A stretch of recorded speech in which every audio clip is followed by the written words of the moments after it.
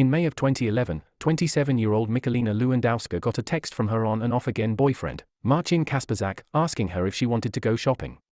Michalina would have normally turned it down, seeing as she had recently called off their engagement, but as their 3-year-old son was in the care of a babysitter, she decided that she would go along to try to maintain a healthy relationship for their child's sake.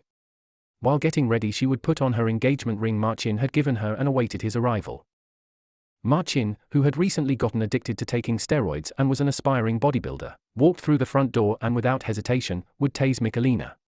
Overpowered and caught off guard, he would then jump on top of her, bound her, and gag her, and before she knew it she was unable to move. Marcin would then open the front door and wave to a friend he had waiting in the car, an 18-year-old named Patrick, who would then walk inside and assist him in stuffing Michalina's helpless body into a small cardboard box. The pair then taped up the box and proceeded to load her in the trunk of Marcin's car. They then drove to the edge of town and parked near a massive forest. The two boys grabbed a couple shovels and the heavy cardboard box containing a screaming Michalina, and began to walk deep into the wooded area. Once they felt they were at a safe distance, they set the box down and began to dig a hole. A grave to be exact.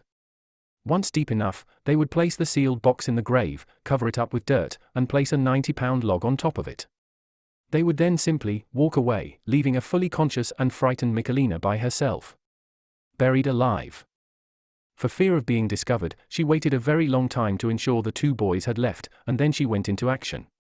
Upon realizing she had decided to wear her engagement ring, she would wiggle back and forth, attempting to use the diamond ring to cut the tape that bound her hands behind her back. Miraculously she succeeded, but she was still far from safe. Forcing her hands in front of her, she began scratching at the cardboard box. Her oxygen was getting severely low and she was beginning to get lightheaded, but upon the realization that she didn't know what Marcin had planned for their 3-year-old son, she began frantically tearing through the cardboard box. Then through the dirt. And as the dirt began pouring in on her face, she scratched and clawed and dug until she could feel the daylight hit her face. She forced her way out of her own grave until she was standing in it and her head was above ground, and looking around she realized that thankfully she was alone.